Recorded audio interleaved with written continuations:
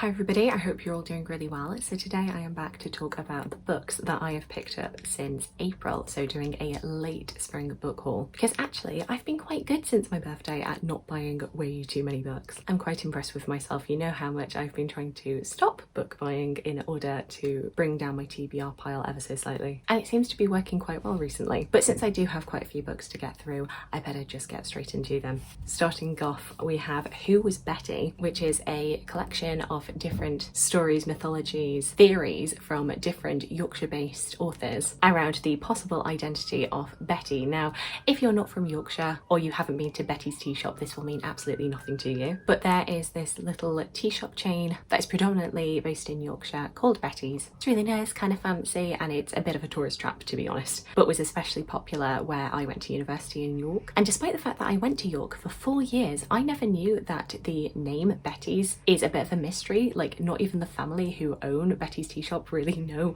where Betty came from and who it's referring to. And this little short story collection is basically people theorising who that might have been. Completely fictional, but I thought would be really, really fun, especially as I did, as I say, go to York, and Betty's was such a staple of York. It's just a short little ditty thing, and yeah, whenever I get around to this, I will hopefully really enjoy it. Next up, it couldn't be a book haul for me without a Greek myth retelling, and we have the latest offering from Jennifer Saint, Atalanta. And as always, Jennifer Saint's Greek myth retellings get the most stunning cover designs, and look at these end papers.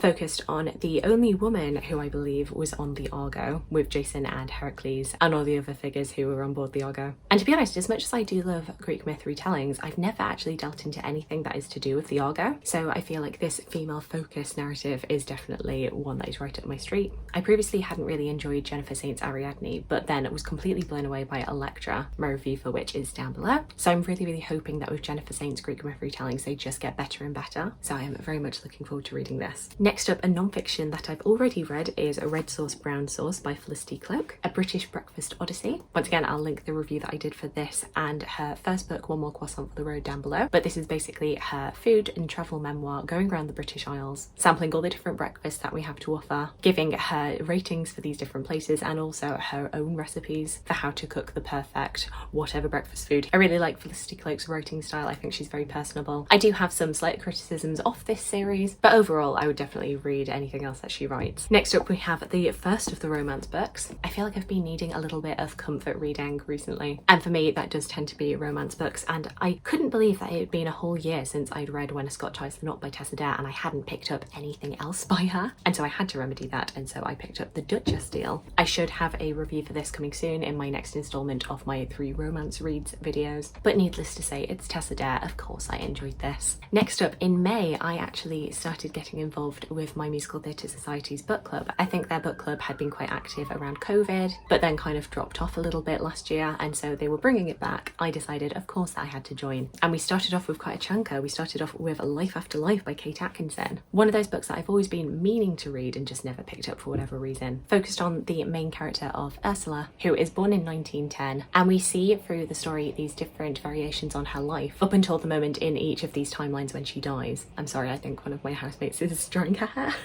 I hope that's not picking up on camera. And then the story will kind of revert back to the beginning and start over, and we see her taking different paths with kind of this kind of vague recollection and slight deja vu that nobody else seems to believe. This goes from 1910, it takes us through the First World War and the Second World War and her interactions with both of those conflicts. I thought it was a really interesting story, probably not a favourite one for me, but I'm definitely glad that I've read this now. Next up, we have back-to-back romances. This time we have An Offer from a Gentleman, which is the 3rd book in the Bridgerton series by Julia Quinn. You may know that I read 1, 2 and 4, so I've kind of gone in the Netflix order, and then eventually decided that I had to go back and read 3, which is Benedict's story. This one's a little bit different because it's kind of a Cinderella retelling, which is very different from the other Bridgerton books, which kind of stand on their own as like their own story that isn't really influenced by anything than I suppose like Regency romances generally. I really enjoyed this. It's probably not one of my favourite of the Bridgerton books, but I am definitely looking to finish this series, even though book 5, Eloise's story, I just cannot seem to get through. Then next up we have Happy Place by Emily Henry. I believe this is her 4th book now, the 4th one that I've read anyway. This is kind of a second chance romance in which the main romantic interests have been a couple before but have broken up, but none of their friends know about this. And so when they are both invited back to an old summer haunt with their friends for one last time there before the place is sold, they decide that they will pretend to still be together and kind of put on a good face for their friends. But after many months apart, will this new sudden forced proximity bring them back together? Will they reconcile their differences?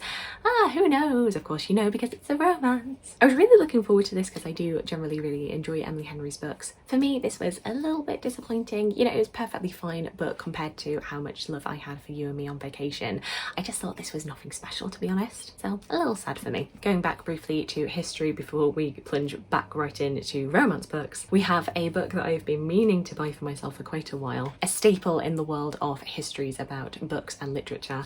It is Alberto Manguel's A History of Reading. This is something that I dipped into a few times for my degree. Never read it cover to cover, and I don't think I'm going to be putting this on my TBR, but I really wanted to own this so that I could dip into it every now and then. Also, big fan of this because it has integrated images, not in colour, still in black and white, but we know how much I love a history with integrated images. And yeah, I just feel like this is one of those key staple texts in this topic, so I just had to own it for myself, and especially when I saw it in a charity shop, I thought, oh, how fortuitous. As I say, we are going straight back to the romance. Alongside a new release from Emily Henry, Christina Lauren, the writing duo, also released a new book, The True Love Experiment. I've previously read The Unhoneymooners and Josh and Hazel's Guide to Not Dating by Christina Lauren. I generally tend to enjoy their work, and so when I saw that there was a new book, I instantly had to pick it up. This, I believe, is about a romance author called Fizzy, who has never actually been in love herself and kind of feels like a bit of a fake. Meanwhile, there is a documentary filmmaker who is following her around, who has his own demons to quash, and I get a feeling that from this cover, they're definitely going to end up falling in love, don't you? Haven't read this one yet, but very much looking forward to it. You will also see from my previous 3 romance reads videos that I read Spoiler Alert by Olivia Dade and really enjoyed that. I then had to follow it up with All the Feels, which is the 2nd book in this series, following different romantic interests but following characters who we will have seen in the previous book. This time it is Alex and Lauren, Alex being one of the lead actors in this TV series that this world follows, but he's got a bit of a bad boy reputation, and so his producers decide that he must have a handler to be at his side at all times and keep him out of mischief, and that's where Lauren comes in. Alex, as you can imagine, very dismissive of this and quite dismissive of her, but once again we've got another forced proximity situation where they're spending so much time with each other and maybe finding out that there is more to each other than meets the eye.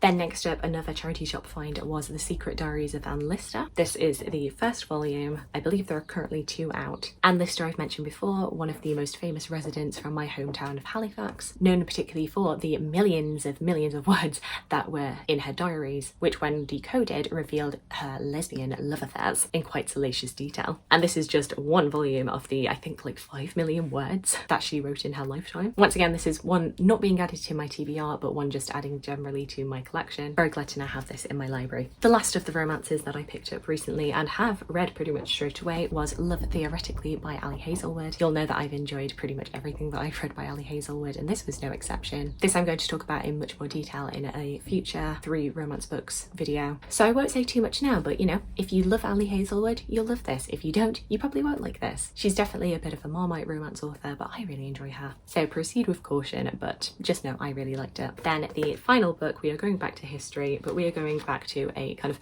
beginner's history, which is one of my favourite things to read. I love seeing different popular histories and how they break down all of these big important events in a way that is very accessible and digestible for a popular audience. And this one I'd never seen before but seemed great, and it's a roaming history of Britain from 55 BC to AD 1966. Basically just poetry and rhyme recapping 2,000 years of British history, and it just seemed like a load of fun. I really want to do a video on funny history books, and I feel like this will definitely be in that list. So there we go, those are all of the books that I have picked up since April. Very much dominated by romance books, but that's kind of been the mood I've been in recently. As I've mentioned before, I've been having issues with my eyes and it's been kind of making me a little bit down, and so when I'm down I tend to go for comfort, and my comfort read of choice tends to be a romance book, and I've been very much enjoying it. Do let me know if you've read any of the books that I've spoken about today and your thoughts on them. Alternatively, please let me know about anything that you've picked up in spring and summer.